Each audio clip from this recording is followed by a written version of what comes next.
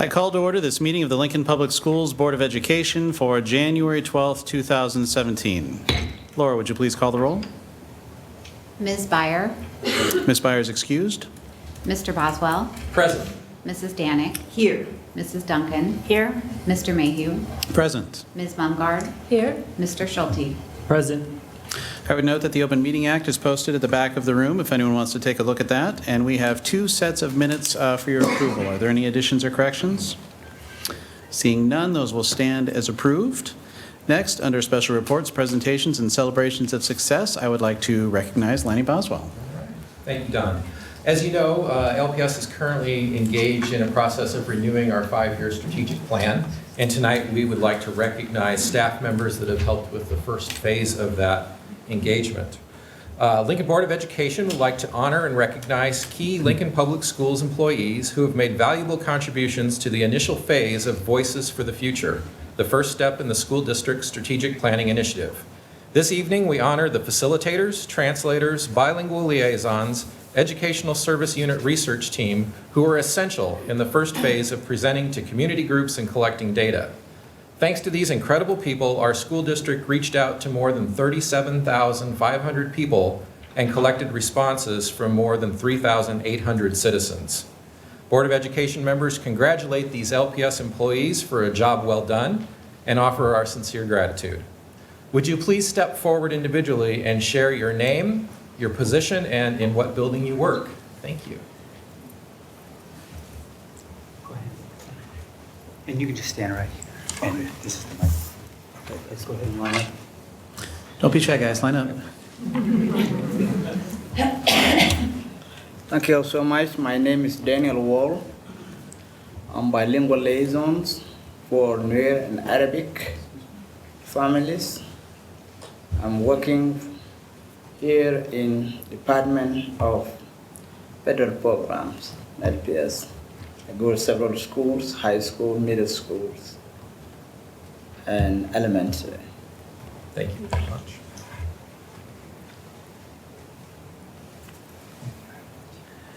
My name is Toirik Jog. I am currently working as a bilingual liaison for Lincoln Public School in the Department of Federal Program.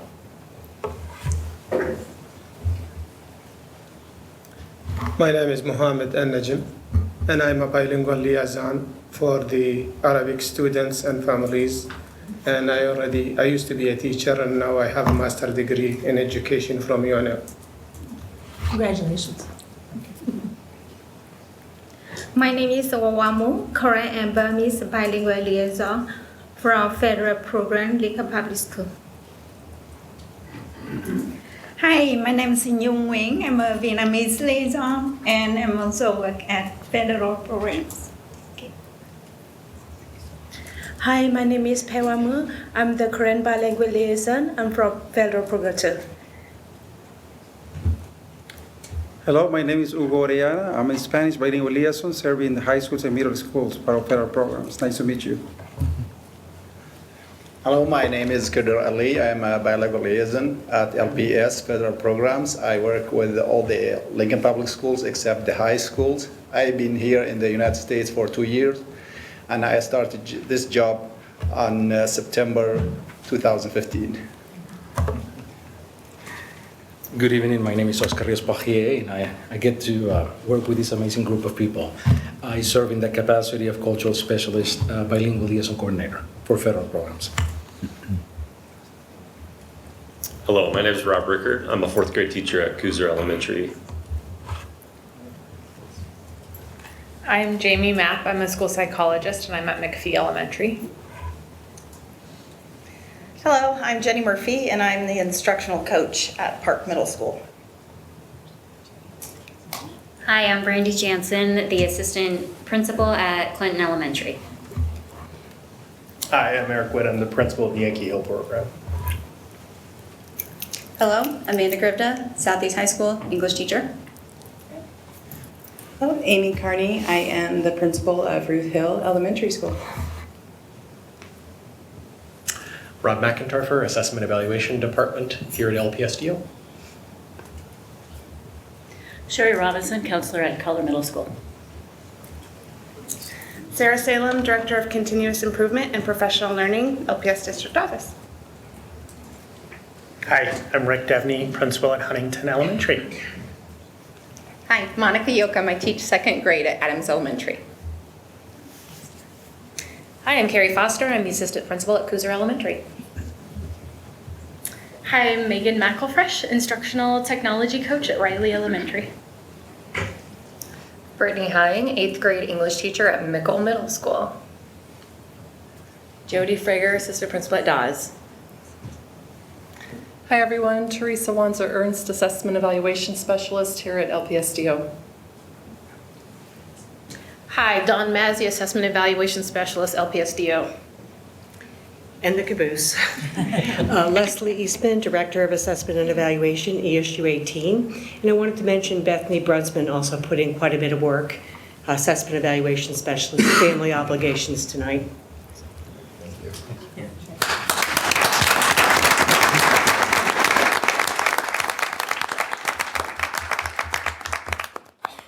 Board members, so you know, our facilitators, translators, all volunteered time to help with this process, and they've served as our ears over the last 2 months. And at this time, I'd like to invite Oscar and Sarah to step forward and share a few thoughts about the process from their point of view. I'm coming. Oh, thanks. Well, thank you for allowing us to come and just briefly talk about what this process meant to us. We wanted to start by just saying thank you for agreeing to take this on. One of the things I get to do in my current role is I get to serve on lots of different accreditation teams throughout the state. And so when we go and we look at districts and how they're performing, one of the things we often look at is the district strategic plan and how they're following that plan. More often than we would like to see, districts have either a lack of strategic plan or a decades-old strategic plan or a strategic plan that does not accurately reflect their community.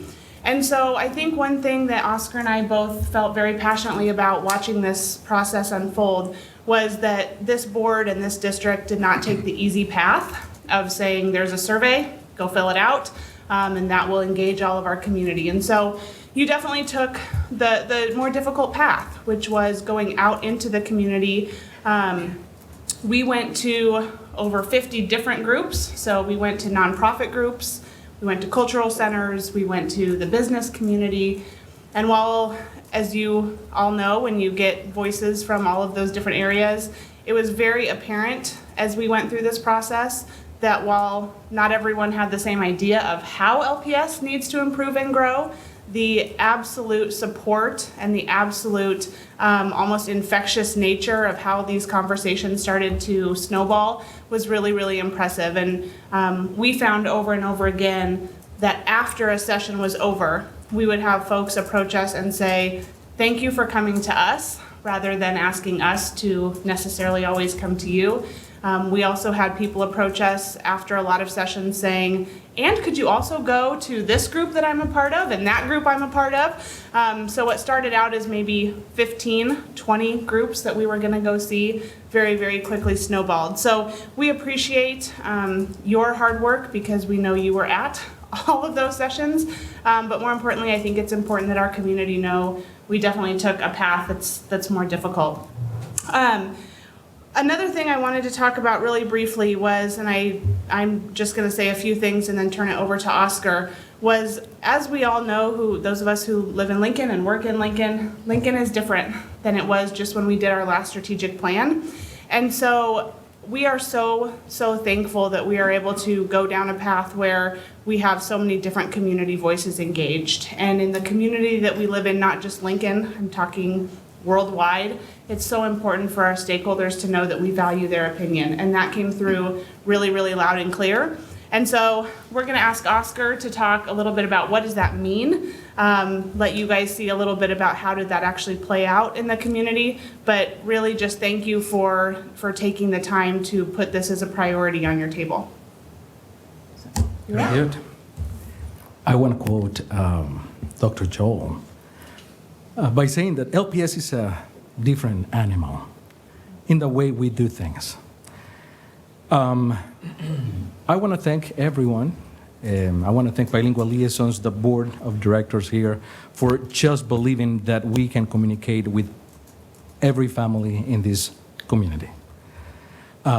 This is our first meeting with the Karen people.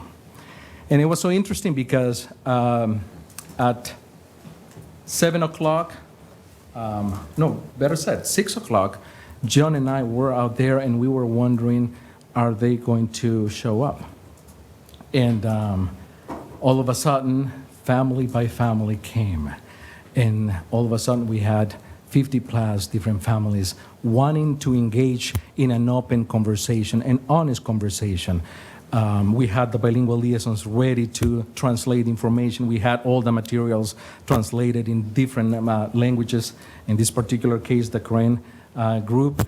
And what we took from that meeting is that they valued the opportunity that they had in order to step into this building. Some of these families were surprised. Some of these families were impressed. Some of these families were afraid. But at the end, the families felt comfortable because we made them feel comfortable. And I thank you all for that. I'm going to show you other pictures here. This is a meeting with the Sudanese Arabic families. And that's Mohammed Al-Najim doing the work of the interpreter. And I also want to thank Mr. Lenny Boswell and, of course, Connie Duncan for taking time out of their busy schedule in order to say this is important and we can speak for the board and say welcome to what we're trying to do because we believe that your voice is important and we need to hear what you have to say. Here's a meeting with the Kurdish families and Vietnamese families. And I want to thank John Neal for his flexibility in terms of saying, if the Kurdish families didn't show up at this initial meeting, let's set up another time so that we can meet with them because I would like to hear what they have to say. And they showed up, and that was really important. As I said before, we had materials translated in multiple languages. So families felt like we were doing our job in order to communicate with them. So they showed up.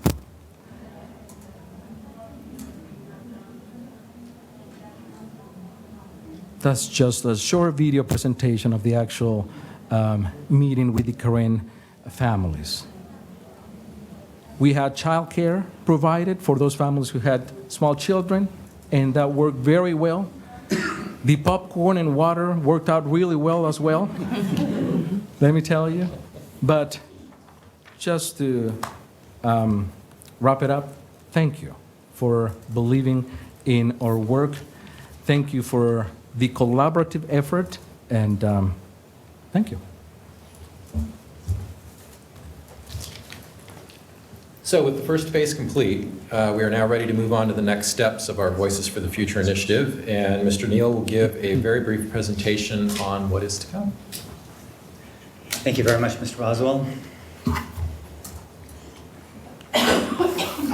I'll make this brief just to share the next steps. I always like to go back first to our starting point. This began with the call on August 9th to begin the process of collecting information from the community for a strategic plan with the goal of having it ready by May 1st this coming spring. In doing that, we met with community groups, staff, student, and parent groups at every school, as well as open community forums. And I want to thank all of you because every board member took on 50 or more meetings that were assigned to their areas and went all over the community doing introductions and conclusions and reaching out to people to find us more groups to meet. So we made sure that we were able to connect with the entire community. So thank you for making that possible. At the end, we received responses from 3,132 via the website, and right on the button 700 from live presentations. Those meetings were between 60 to 90 minutes on average, and we had a couple go over 2 hours because people just like to talk. It was amazing once people came together and invested their time, how they wanted to talk about the future of Lincoln Public Schools, because that's their investment in their community.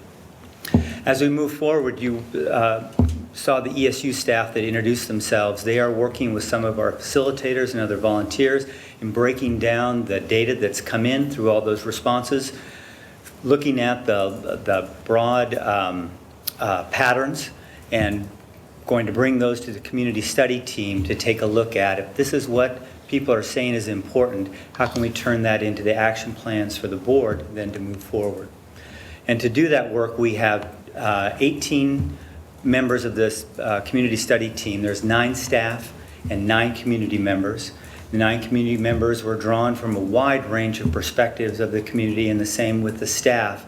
So as they came together, the staff could answer and share information from all the different facets of the district, and the community could share the same with the staff, all the different facets of the community, and check for the authenticity of the language. Is what is being shared authentic to what we heard during the sessions? This is our community study team in front of you. On the left are the community members representing a broad perspectives from the community, and the staff is on the right. There's an additional group of staff members that will be available at the meetings to provide any answers to any questions that people have, but they won't participate in the actual dialogues. The community will review the report, reach consensus on recommendation, and provide detailed definitions for the board's work. So they have the recommendation, but also some key definitions so you understand what direction they want to go. And then finally, the recommendations come to you, the board, on April 25th. And then you'll have time to work with them starting in April, with hopefully a final strategic plan in place by fall, August or September of 2017. But that won't be the end, because we'll continue to, as you heard many different times in many different ways, we'll continue to work on the strategic plan throughout the 5 years as we prepare for our work. Be happy to answer any questions. Questions or comments? We've all talked about this so much, perhaps our questions have been. I just want to say I've been so impressed by the meetings, and actually just having you all introduce yourselves made me a little teary-eyed. It's like amazing to me, the breadth of our community and all those who are so passionately, feel so passionate about educating our kids. It was just always amazing to me that every meeting had people there that just filled with hope and desire, and it's just very exciting. I find it very exciting. I didn't have any questions, but I had a couple of comments. First, I was also very impressed with the breadth and the depth of the experiences and just all of the hours that our facilitators put in. And before the board meeting, we had a thing downstairs where we were kind of talking about what the process was and things like that. And Lanny talked about just all the time that had gone into that, and the gratitude that the board and that the district would like to express just for all that time and all of that effort on our behalf. Another thing that kind of occurred to me as people that were coming up, I was so pleased at all the bilingual folks that we had. And I remember when Lanny and I were talking about this process months and months ago, and we were still just getting ready to kick it off. And the way that Lanny described it was wanting to cast a wide net and get as much feedback as possible. And Sarah was right. We could have done a survey and stopped there, but we didn't. This is important work. The feedback is important, and I'm so pleased that so much effort was put into gathering so much wide and varied feedback, which is going to lead to a much better result when we're done with this. A couple more quick things. I am so grateful to the committee, Connie, Annie, and Lanny, for all the time that you've put in on this and your leadership in guiding this process. And I know that a lot of board members went to a lot of meetings, but I'd like to call out Lanny especially, because it seemed like every time I was talking to you, you were on your way to another meeting. And I know you did a ton of those. And so many of the pictures that we saw too, where you're in all those pictures. So thank you, Lanny, so much for your time and leadership on this process. You've done a really good job on this. Thank you, Don. I appreciate that. All right. With no other questions or comments then, thanks, John. Thank you again to all of our facilitators for your work. It's very appreciated.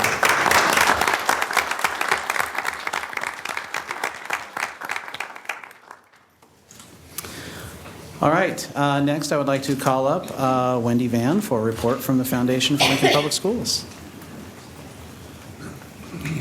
Thank you and good evening. I'm with Annie. I'm just kind of overwhelmed with the strength of our, it's out there, but when you see all of the facilitators and all of the things that was accomplished, I'm just really excited about that. And I think I've shared with you before at the foundation, we're also working on strategic planning, but really anxious to hear what comes out of our community and what comes out of our district, so that hopefully for the first time ever, the foundation and the school district's strategic plans can be in full alignment with each other. And we're really grateful for school board members, Kathy and Connie, who serve on our board, who are going to help us to make sure that we are really working in true partnership with our district. What I have to share with you today is kind of a story about alumni and a story about educators and their legacies. End of the year at the foundation is always a very, very exciting time. People have kind of held their gifts and their ideas until the very end of the year so they can squeak it in under the tax deadline. And this year was no exception. I want to tell you about a gift. I've got 2 anonymous gifts to share with you. Can't tell you the donor, but I can tell you about the intent. And there was a gentleman who lives in Chicago who went to Irving Middle School, and he was in the Dick Cavett era. And there was a phenomenal educator there named Ruth Stowe, and she was their history teacher. And he went to school with Ted Sorensen and the like. And he was just so taken with Ruth and what Ruth taught him about our history and how we need to make sure to understand our history so that we can understand our present. He has given over $50,000 to support the Ruth Stowe archive display that is going to be here to celebrate the history of LPS, and he is so excited about that, and so you'll see that in the coming months. Also, there is a donor in Denver, just outside of Denver, who has kind of a modest living but was really touched by the strings department that in the schools that she went to when she was here. She was an amateur violinist, went on to do other things, but was just in love with strings. And kind of on a whim, she gave a small gift to our sale camp. And before you know it, she has a very large fund that she has established to support strings in perpetuity. Can I say that right? To support the strings efforts of LPS. And we're just really excited about this burgeoning relationship. And then the other thing that happened over the holidays was our remembrance of some really important educators that we lost last year, Doug Kaltenberger and Andrea Kaborik. And we have scholarships in both of their names, and just saw a lot of outpouring of appreciation for them around the holidays. And while those funds were established early in the year, they were really remembered over the holidays, which tells me how important they were to their schools. The other thing that we've done is we've awarded 3 of our educator awards so far. We have a total of 16 that we're awarding this season, and you'll see those popping up here and there.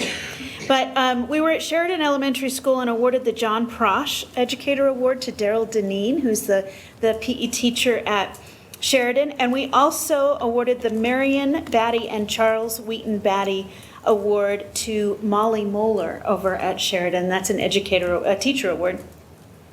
And then today, I might be jumping the gun a little before we get it all tied together, but I want to tell you that Chris Deibler over at Pound received the Marie Bork Award, and that was just so fun. Connie was with me today to award that, but when you see a principal be so revered and honored by his staff, it was phenomenal. There were tears shed about how grateful they were for the culture that he provided over there. And at the foundation, we're just really grateful that we get a chance to honor that. So thank you for coming today, and then look for more to come.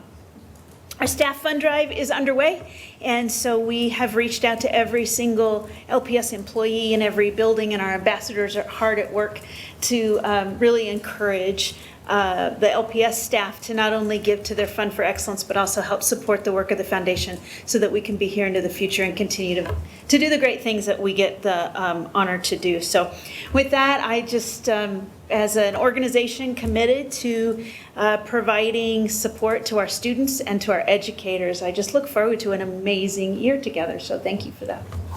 Questions for Wendy? Thanks for your time, Wendy, and your work. All right, next that brings us to public comment. I don't have any little blue cards. Is there anyone who wishes to address the board? Seeing none, we'll move on to the consent agenda, and I have a note. First, I would like to note that we are pulling item 8.2.A of the consent agenda, check number 572258. All other consent items remain for approval. With that, is there a motion? Matt? Yes, I'll motion to approve the agenda, but I do have a... I'll come right back to you. Thank you. Connie? Second that. Matt? Out of an abundance of caution, I hereby declare a potential conflict of interest and hereby abstain from voting on check number 572428 as part of consent agenda 82A of the materials for this meeting. I vote in favor of all other items. Annie? Out of an abundance of caution, I hereby declare a potential conflict of interest and hereby abstain from voting on check number 572371 as part of agenda item 8.2.A of the agenda materials for this meeting. I vote in favor of all other consent items. Laney? Just a question, the check number that you mentioned earlier, who is that check payable to? Yeah, that would be to the Nebraska Association of the School Board. Okay, that's the one I thought. Thank you. Okay. Any other statements? All right. Seeing none, Laura, would you please call the roll? Mr. Boswell? Yes. Mrs. Danick? Yes. Mrs. Duncan? Yes. Ms. Mumgarde? Yes. Mr. Schulte? Yes. Mr. Mayhew? Yes. Next, we have items for first reading. From board committees, we have, from our planning committee, newly annexed property to the city of Lincoln. Planning. All right, as the city grows, so goes the school district, and we have newly annexed property to the city that we will be assigning elementary, middle, and high schools to. This is 23.4 acres between 70th and 84th Street along the north side of Rokeby Road. You may recall when we did our city growth tours last year, when we got to that part of the city, Scott pointed out these two areas that are connected, and that's this item. For the 2016-17 school year, we'll be assigning Wysong, Pound Middle School, and Southeast High School. But I'd note there are no homes on this, and so effectively, with the 2017-18 school year, the middle school assignment will be Moore Middle School. With that, I'd be happy to answer any other questions. Seeing no questions, I'll be back for action at our next meeting. And next, that brings us to item 9.1.2, Chromebooks for 2017 distribution. Lanny. All right, so this item comes from the Technology Committee, where I serve with Matt and Annie. And the format of the motion that's, or the resolution that's coming for you tonight is in line with the board's technology plan. As you'll note, we are in the third year of our 3-year phase-in of the plan, and so these Chromebook purchases are for 6th grade and for the 4 remaining high schools. One of the things that we want to talk about tonight is a potential change to our plan as we go into this final year, that for 2nd grade, instead of using iPad-like devices, that we look at using Chromebooks, which is a recommendation from staff, and we'd like to have some information presented to the board and some board discussion on the merits or detriments of making that change. So with that, I'm going to turn it over to Jane for the first part of this information.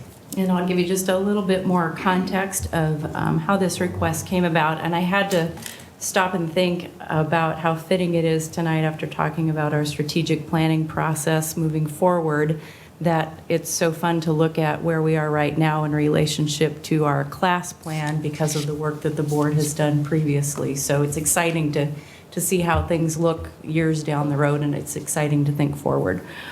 We have a group called the Elementary Technology Advisory Group. It consists of 7 principals, and there's 1 representative from each of what we call our principal PLCs, which are really study working groups that convene as they have their principals council meetings. And those folks meet regularly with people from computing services. And this is just one group of a few different groups that we've put together over time as we learn and grow from the experiences that we have in our schools using technology. And as was part of that original plan and the thinking around that and the resolution that then the board put forward was that we would continually review how things are going, what we're learning at the building level, and that we would consider any adjustments that we would potentially want to make along the way. because we know that where we started in year one in envisioning all of this, we knew that there would be things we would find out once we began to actually use the technology in our classrooms. So as a result of that, the Elementary Technology Advisory Group brought forth a consideration to me and to Kirk to then come to our technology committee for consideration, and then now to the full board. So that's what we really want to cover tonight. And so I think rather than me giving you the rationale for why we're bringing this consideration, I've asked a few of our principals to join us, and that's your cue to come forward. J.J. Wilkins from Arnold Elementary is here with his instructional technology coach, Kaylin O'Shea. Julie Lawler, a principal at Campbell, is here with her coach, Jill Haas. And Jeff Bjorkman from Riley is here with Megan McElfresh. And Megan, how nice of you to do double duty tonight. Did Megan stick around, or did she? Oh, there you are. On up, Megan. So Megan was here as one of our facilitators, so she gets to have two reasons to come tonight. So whoever wants to just start off and talk about really what things look like from a building level perspective, and I'm going to scoot back here. My name is Jill Haas, and I am part-time instructional technology coach and part-time instructional coach. In all of my work with teachers, we have found that some comments keep being repeated over and over. Some things that teachers have noticed in working with the Chromebooks is that they allow for a single sign-on, and it's been reducing the amount of time that it takes students to log in and out of devices, and increases their instructional minutes that they're able to spend time working with the reading tools and curriculum tools to get learning happening in classes more quickly. Another thing that they have noticed is that the digital reading skills, starting at a younger age, it's easy to navigate around those digital devices, specifically the Chromebooks.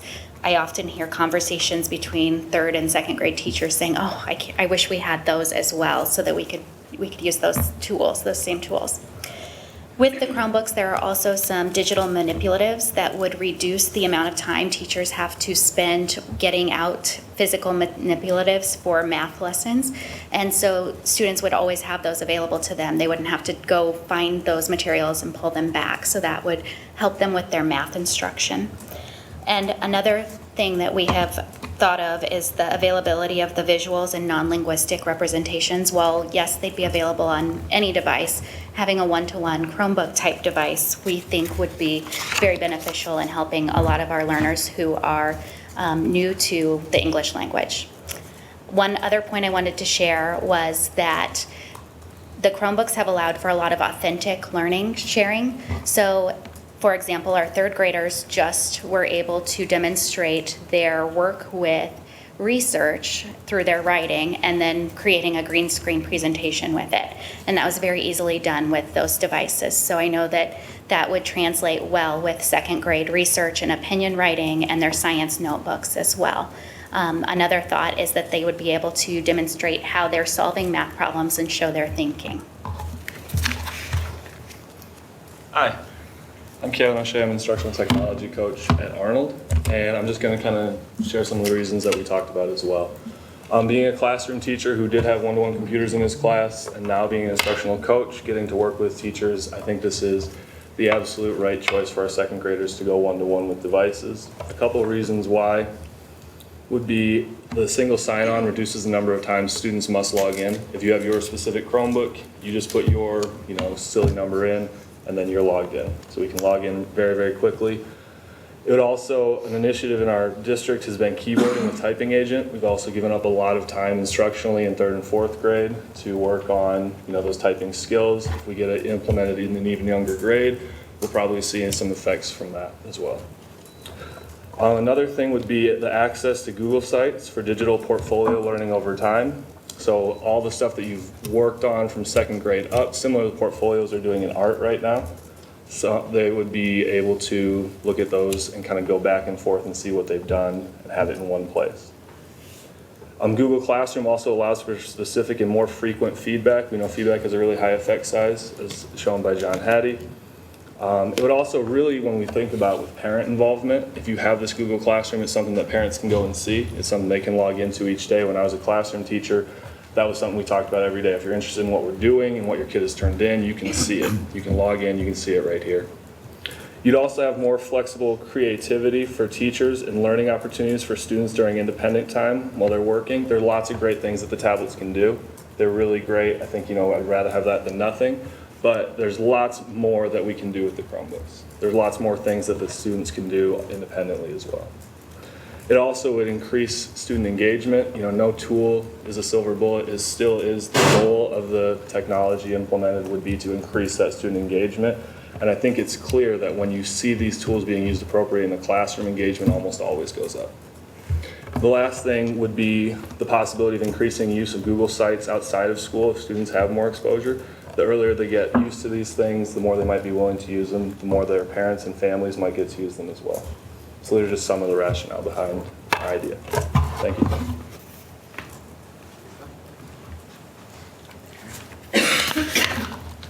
My name is J.J. Wilkins. I am the principal at Arnold Elementary School. Thank you for having us all here this evening. Julie and I are going to talk about the principal perspective when it comes to one-to-one devices in terms of Chromebooks for our second graders. One thing that we have seen with regards to the Chromebooks with our third, fourth, and fifth graders that the devices have been very reliable. At the elementary level, I can't think of a device that we've had to send in because it was defective or it wasn't working successfully with our students.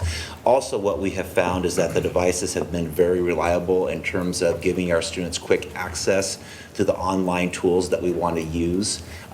While we have this quick access that we found with the Chromebooks, we found that some of the tablet devices we've had some more issues and some more problems with.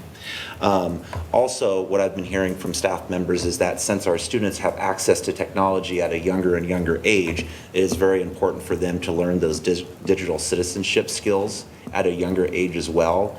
And so having those devices, we'd be able to work with them on those things as well. Also, with the Chromebooks, Hapara has been something that has been proven to work so that we can effectively monitor what our students are on, while they're working independently. If you are not familiar with that, you get little small snippets of what screens students are on your own laptop computer, and if a child is going someplace where they should not be or they're accessing something that they shouldn't be, you can immediately cut them off so that they can no longer get there.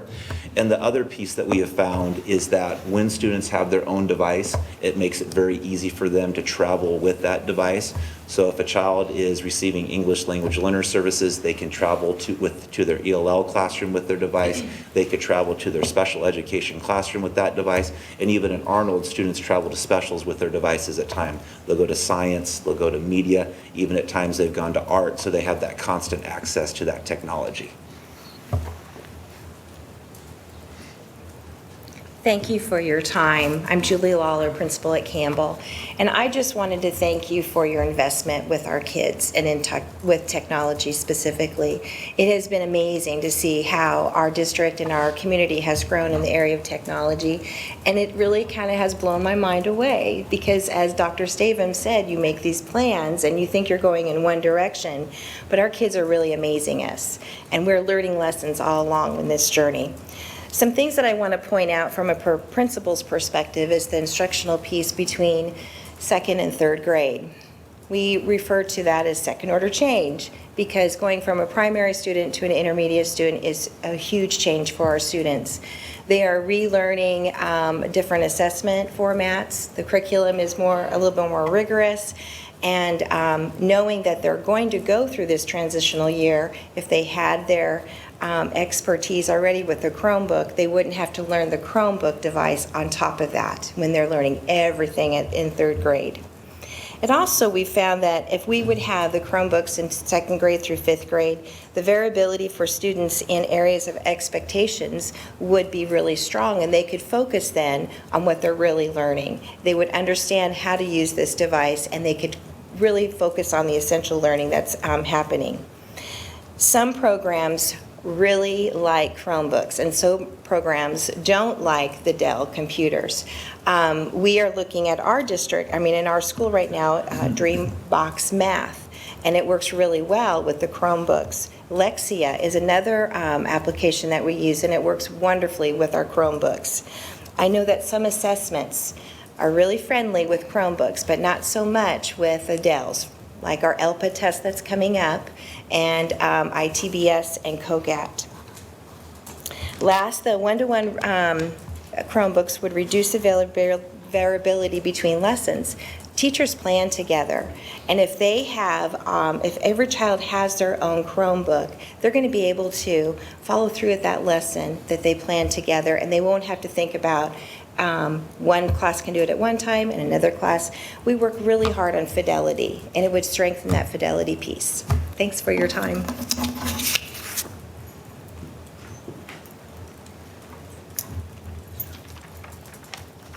All right, I'm Jeff Workman, principal at Riley, and Megan McElfresh, who's our instructional technology coach. And I've been able to be a part of kind of this from the ground up as we started that pilot a few years ago, and been able to see the changes that we've gone under over the past couple of years. Currently, we do have some Chromebooks in our second grade classrooms. We have 8 Chromebooks in each of those classrooms that students are able to access. And because it's not one-to-one, we don't use them all the time, but we do take advantage of our time during that guided reading chunk of our schedule. So while students are working with classroom teacher on their guided reading lesson, there are some students then they're able to access additional things through the Chromebook. Connie was able to come out yesterday and was able to see kids in action. They're able to use a program called Lexia that works on reading and phonics skills. They're able to access the Wonders website and get additional practice, whether it's through grammar skills, vocabulary, spelling, and they're very efficient with their time. They do a really nice job of troubleshooting. There were some kids that were having a hard time getting logged in, and they just lean over and ask their neighbor, they get going. The one thing we noticed while we were walking through is not one time was the teacher interrupted, because kids were very efficient and very proficient with what they were doing. I think the big thing is having that flexibility in use. I know as we started out, we thought maybe as third graders had these Chromebooks, we might be able to share with our second graders. With schedules not working out the way, access is really what we need. And for students to have access and teachers to have access, they don't have to wait for the right time to do technology. They can do it when it makes sense and implement that into their classroom. We're also beginning to shape responsible use with students from a very early age. So how do you handle the Chromebook? How do you carry it from the center to your desk? How do you make sure that you're where you're supposed to be? How do we teach students to use it the right way? And I guess the biggest thing is just access that students have to technology and to making their classroom a pretty powerful place for them to be. Board have any questions for principals or coaches while they're here? Annie? Okay, so the original plan was not second grade.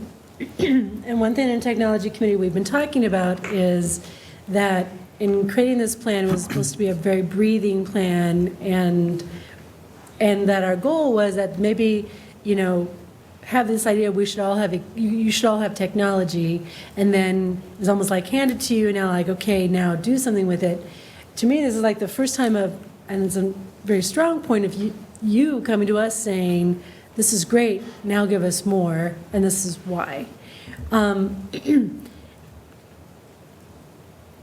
With that said, I mean, does that surprise you? Does this, I mean, how are you feeling about this? I'm always the feeling one, but yeah, you've given us some really nice, this is really good reasons why. Well, how are you feeling about us using that and putting it into the hands of younger kids? I mean, is this part of like them also saying, we want more, higher expectations, parents also, I mean, that kind of tone? Anybody got an answer to that? I'll stand up. Both JJ and I serve, and Jeff, at Title I schools. And so we're always thinking about how we can have opportunities for all kids. All means all. And so by having these devices, I think we can have an outreach of how we can provide rigorous ways for students to continue to learn and level the playing field. I'm a feely person too. So what I think about is the importance of making sure that the target is always high and we're moving higher and higher towards that target, and we're not limiting our students. They are showing us that they can handle this technology. And what's most exciting is our teachers. They are really doing an excellent job of collaborating and then looking for tools and using our instructional coaches and tech coaches in so many various ways that I'm seeing things in classrooms I didn't see last year. And it's because of the support and this rigor of wanting to know more. So it's exciting because we have to prepare our students for a future that we really don't know what will exactly look like. And I think by equipping them with having a one-to-one device will promote digital citizenship, lots of life lessons in that, and it also will promote lifelong learning. Kathy and then Matt. Okay, I wish Richard McGinnis was here because he would be dancing on your desks right now. He would be telling you this is exactly what he envisioned a long, long time ago. A couple of things that I took from your comments was that the kids could learn keyboarding earlier.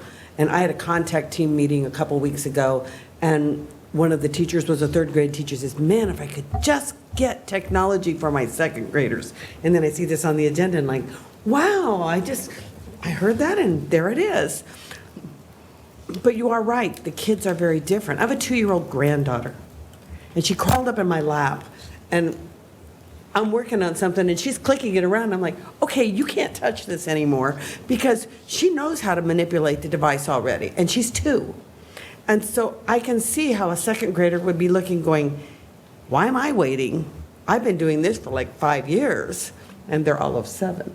So I'm glad we're moving forward. I remember when Don and Lanny and I were on this committee that kind of had sticker shock and wanted to make sure we went into this the right way. And what I'm seeing right now and hearing from all of you is we took enough slow steps, methodical steps to see what worked well, what didn't work well. I remember Donna and Lanny and I in a lot of meetings at national conference for school board members where we watched them take Google, as you talked about it, and sent us, I think, 800,000 things you can do with Google that you can't do with other programs. It was one of the things that convinced us this was a really good idea for our students. So thank you for opening us up to change and opening yourselves up to change, because so many times in education what you hear is, okay, this is the plan, I'm going to plot forth. And what we wanted with our technology plan, at least from my perspective, was a living, breathing plan that adapted as our children had changed, as the devices changed, as the material that they could access on the devices changed, and how to teach them to be good citizens with device. Good job. Keep coming forward. I'm not going to be surprised if someone comes and says, oh, by the way, we now want them for first graders. Budget, we might need to look at that. Go back to your first point, slow steps. Keep it slow. Matt? I was just curious, you guys talked a lot about the advantages of using the Chromebooks. Our originally plan was tablets in second grade. How has the experience been of tablets in second grade, particularly? I can speak to that a little. Our second grade team has had some access to the tablets. We don't have a ton of access. We have about 3 devices in each classroom. So that's limited what they can do a little bit. Another piece that has been a little bit of a complexity with the tablet devices that we, to get apps on them, have to send in for each individual device a request, and then it gets sent to the device. So it's quite time consuming. And then they haven't been quite as reliable for the classrooms and the students. As they're using them, they're having technical difficulties. The sound won't work or this won't work. So oftentimes I'm troubleshooting with classroom teachers about how to make that more usable. And then at the same time, they're hearing all these 3rd, 4th, and 5th grade teachers talk about how great their experiences with the technology are with the Chromebooks. And so that's kind of been how we've come to this point and why we've decided that that might be a better fit than the tablet devices. Good. Connie? Jeff, again, thank you for letting me come to your classrooms yesterday. I was amazed the students were so well behaved. Annie, in answer to your question, this was something that I noticed yesterday in Jeff's classrooms, and this was something you said, Jeff. In each of your English classrooms that we went into, there were 4 to 5 different activities all in one classroom going on at the same time. and that the students were going at their own pace, you were saying, and they were going at their own individualized pace. So I thought that was very interesting. So we had kids doing vocabulary at their own pace, pre-reading skills. Well, then today I went into Sheridan, and I thought,